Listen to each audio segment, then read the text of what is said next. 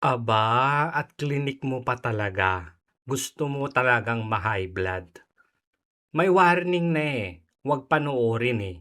Klinik mo pa rin eh. Walang sisihan. Ito kasing si Mel Tiangco, pinakulo-dugo ko dito. Tumatandang paurong. O baka naman ito yung pinakamagandang example ng isang journalist na biased. Tingnan mo, itsura pa lang oh. Play natin to ha. Walang sisihan. Kausapin po natin ngayon si Senate Sergeant at Arms Mau Aplaska. Magandang gabi po sa inyo, General. Delayed. Magandang gabi po sa inyo at magandang gabi din sa ating mga kababayang Pilipino. Opo. Meron po mga nagdududang planado daw o Napakatinis ng boses, no? staged yung nangyari kagabi. At tila nagkaroon ito ng traction ngayong lumabas na tumakas na pala si Senator Bato de la Rosa. At saka escape po kasi ang ginamit na salita ng kanyang misis sa mensahe niya kay Senate President Alan Peter Cayetano. Go ahead, General. Ano po tingin niyo? Bakit ganun, sir? Unang-una po, Mel, mahirap yata sabihin na stage itong nangyari dito dahil hindi ko naman po pwedeng i-stage yung pagdating ng mga NBA agents dito. Wala naman kaming control sa mga NBA agents. Bam! So, nasagot na. Paano makaka-stage yan? Paano plinano yan? Hindi naman niya hawak ang NBI kung kailan pupunta dyan o pupunta sa GSIS o kung ano-ano pa. Tama? Basag na yung naratibo na yun. Dito pa lang. Tuloy. Kung hindi po sila dumating dito, wala pong mangyayaring barilan, putukan kung wala sila dito sa premises ng Senate. Correct. Pero kagabi po, hindi ba meron kayong sinabi sa media na meron kayong aarestuhin? Sino po yun? At ano nangyari? Na-aresto ba? Ano ba unang nangyari? sir? Tama po. Oh. Tama po, Mel, dahil simula po nung umaga, persistent na po yung mga reports na meron pong presence ng NBI agents dito sa paligid ng Senado. Naturally, sino ba yung nagtangkang umaresto? At sino ba yung tinangkang arestuhin? Di si Bato. Kailangan ba bang tanungin yan? At ito po ay na-confirm namin sa aming CCTV at saka ako din mismo, bumaba pa ako doon sa GSIS gate at nakita ko po yung mga NBI agents na fully armed. Ito yung gusto ko dito sa sa USAA ha. Kay Aplaska. Pag nagsalita siya, may CCTV, may record. Mahirap yang balikuhin. So sino pa mas papaniwalaan natin? Yung mga nagsasalita na wala namang sinasabing meron kaming CCTV o puro laway lang ang puhunan? O ito, na merong CCTV na po pwede niyang i-back o patunayan o gawing ebidensya sa mga sinasabi niya. Sige nga. Lumalabas po sa mga ulat na kayo yung unang nag-warning shot eh. Natural. Bahay nila yan eh. Natural. Sila yung unang pag-warning shot. Totoo po ba yan? At saka bakit? Bakit kayo nagpakawala ng warning shot? Totoo po naman po yung Mel. Yes. Bakit ho? Ito po ay kasama sa aming standard operational. Standard daw yan ha. Standard. Standard yun. Ano ibig sabihin po ng standard? I'm sorry. Ano ibig sabihin ng standard? Ano ibig sabihin ng standard, Mel? Kahagi naman na yan. General, no? Hindi ko masya. Ano ibig sabihin ng standard? Walang nangyayari. Ang daming-daming tao magpapaputok ka. May ganun. Walang nangyayari, magpaputok ka. Ano yung mga yung baliw? O baka naman ikaw yung nababaliw. Ba? Sir? Kami po, Mel, pumunta po kami doon sa area na kung saan mayroon pong sighting ang mga NBI agents. So, nagpaalam po ako kay Senate President para i-check po at i-verify yung report na mayroong mga armadong NBI agents na nandyan sa second floor exit. At nung nandun na po kami sa area, na-confirm po namin at nakita po namin yung mga tao na armado, kaya po as part of our procedure, ay challenge po namin siya, verbal challenge po. This is may verbal challenge ha. Walang putok ka agad ha. sa yung aming pong procedure of the continuing use of force. So una muna, verbal warning. So sinalish po kung sino sila, sumugot naman na NBI agents. Oh. Pero nung sinabi namin na bakit kay Armando, ibaba niyo yung mga baril nyo, instead of lowering down the firearm, tinaas po nila yung baril, kaya nagpaputok po kami ng warning shot. Oh, yun yung standard. Nasunod. Hindi naman basta-basta nagpaputok na lang kaagad. May verbal challenge pa. Tinanong ba't ka nandito, ibaba niyo yung mga baril ninyo. Natural kung itinaas yung baril, aba threat yun. So magwa-warning ka ngayon. Oh, ano problema doon, Mel? Oh, eto na, nakaka-high blood. Oh. Oh, gumanon pa siya. Oh, Nagpaputok sila ng baril, sir? Ang NBI? Pagkatapos po ng Again, please. Pagkatapos po nung nagpaputok kami ng warning shot, ina-expect. Yes, go ahead, sir. Pagkatapos po namin mag-warning shot, ina-expect po namin na ibaba po nila yung mga baril. But instead, gumanti po sila ng pagbabaril sa amin. Kaya po, napaatras po kami ng kaunti. hindi warning shot yung ginawa ng NBI. Gumanti ng pagbabaril sa amin. Winarning shotan ka eh. Sinabihan kang ibaba mo yung baril mo eh. Tinaas mo. Nag-warning shot ang usaa. Gumanti ka din ng putok. Ano ibig sabihin nun? China-challenge mo na sila ngayon yan ng laban. May threat na. Kasi winarningan mo na yung intruder eh. 'Di ba? Winarningan mo. Pinaputokan ka. Sabihin natin kahit sa taas pa yan or whatever. So anong gagawin ngayon ng may-ari ng bahay o yung mga security sa Senate? I-consider agad yan na threat. 'Di ba?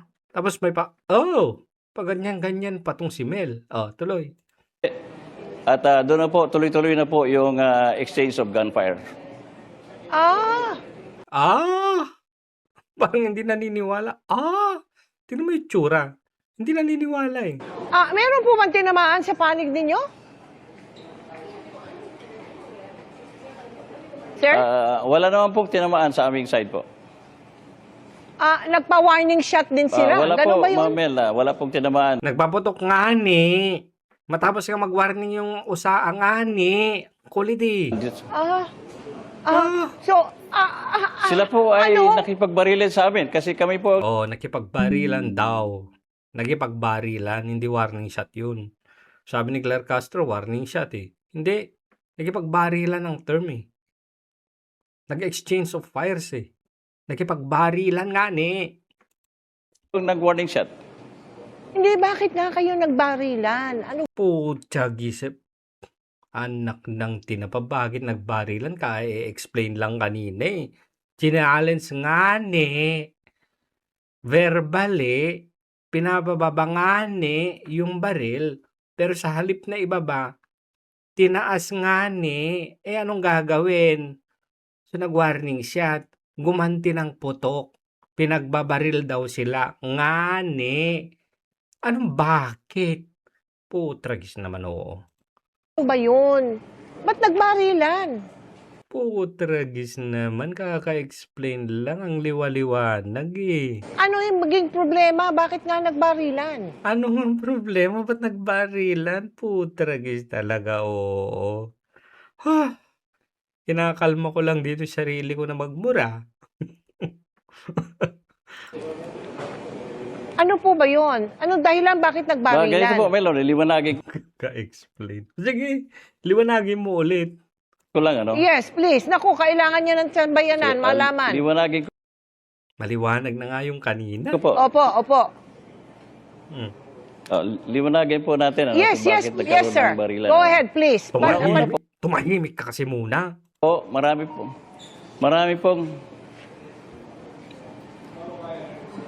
pong kaming mga reports na may presence po ng armed individuals dito sa paligid ng Senado. O ulitin Okay. nga. Ngayon, nung bandang hapon po, na-confirm po namin through our CCTV at saka ako din po mismo personally, nakita ko na mayroong mga NBI agents dito sa paligid ng Senado. Mm. Kaya po, nagpaalam po ako kay Senate President na pupuntahan ko po yung mga nakita sa CCTV namin para i-check kung talagang sino at totoo ba yung nakita namin. Mm. Tapos, Okay. So, hindi naman kalaban yun kung NBI. Nakita mo, Nung NBI. nandun na po kalaban nga ni. Kasi nga, bakit sila nandun nga ni? Anong hindi kalaban? Kalaban. Yes, go ahead. Nung And nandun na then? po kami sa exit, na-challenge po namin yung mga NBI agents Mm. kung sino sila. So, Oh. nagpakilala naman na NBI. Kaya sinabi ko po na ibaba nila yung kanilang mga barel. Mm. Oh. Normal protocol, di ba? Ngayon, instead of lowering their firearms, Oh. nagtaas po rin silang barel. Kaya po, nagpaputok po kami ng warning shot. Oh. Pagkatapos po, gumanti po sila ng putok sa amin na hanggang tuloy-tuloy na po ang exchange of gunfire. Oh. Gumanti ng putok ka. Gumanti. Hindi warning shot yun. Mhm. So, ibig sabihin ba, sir, General, so kilala ninyo kung sino yung mga taong yun? Putragis naman, NBI nga ni. 2 beses na sinabi kinausap, challenge verbally, magpakilala sila. Sabi NBI nga ni. Oh, NBI nga ni. Na nakaharap ninyo kagabi. Nagpakilala po sila na NBI Ano agents po. pakilala sila? Putragis, nakikinig ka ba? Naririnig mo ba na o hindi mo ayaw mo lang talagang intindihin? Oo. So, ano ngayon ang nangyayari ngayon? Sila ba ay, sila ba iniimbestigahan? Sila ba kinuha ano nangyari ngayon? Nasaan sila? Para namang hindi mo alam eh. Para namang hindi mo alam eh. Huwebes na to guys, Lunes pa yung pangyayari. Para namang hindi mo alam na kinuha ni Matibag yung mga nandun na mga NBI na nasa custody. Ano ba yan? Patay mali. Putragis naman na journalist. Oo. Mag-retire ka na. Haka-high blood. Mahal ang losartan. Anong dahilan? Bakit sila pumunta doon o pumunta diyan sa Senado, General? Pag-aaresto nga ni. Pero sabi ni Matibag po, nag-request daw lang para i-secure ang premises. Pero of all our law enforcement agencies, bakit NBI? Sabi nga dun sa isang report, pumuesto sila sa likuran para daw mapigilan yung pag-alis ni Senator Bato de la Rosa. Nga ni, para ka namang hindi journalist. Parang yung trabaho mo naman hindi balita eh. Yun po ang iniimbestigahan ngayon. Bakit po merong presence ng NBI? Kasi sa buong araw po, wala pong coordination na ginawa ang NBI na po Kita mo na walang coordination. Kahit hindi kayo pumasok or hindi, may mga video na pumasok sila 5 sasakyan nasa parking lot Pero walang coordination, yun ang problema. Yan yung problema. Kung nag-coordinate lang sana sila na, boss, nandito kami sa sa GSIS isi-secure lang namin yung premises para malaman nyo lang kung may presence kami dito. Okay? Hindi kami hostile, nandito lang kami para i-secure yung building ng GSIS kasi pader lang yung pagitan natin. 'Di ba? Ganun sana yung may coordination pero hindi sila nag-coordinate. Bakit? Para surprise? pupunta po sila dito sa Senado. Oo nga. Hindi nyo pa alam, General? Wala pang nakakapag-sabi kung anong ginagawa nila dyan. Ano ang purpose nila? Bakit may daladalang firearms? Bakit sila nagpaputok ng Buong araw. Bakit lang paputok ng ayoko na. Ang sakit na ng bato ko. Putragis naman yan, oo. Anong klaseng mga journalist tong mga to? Tinatanong, Paulit-ulit na yung tanong mo, ayaw mo pa ring maniwala, hindi mo pa rin naiintindihan. Halatang-halata, ha.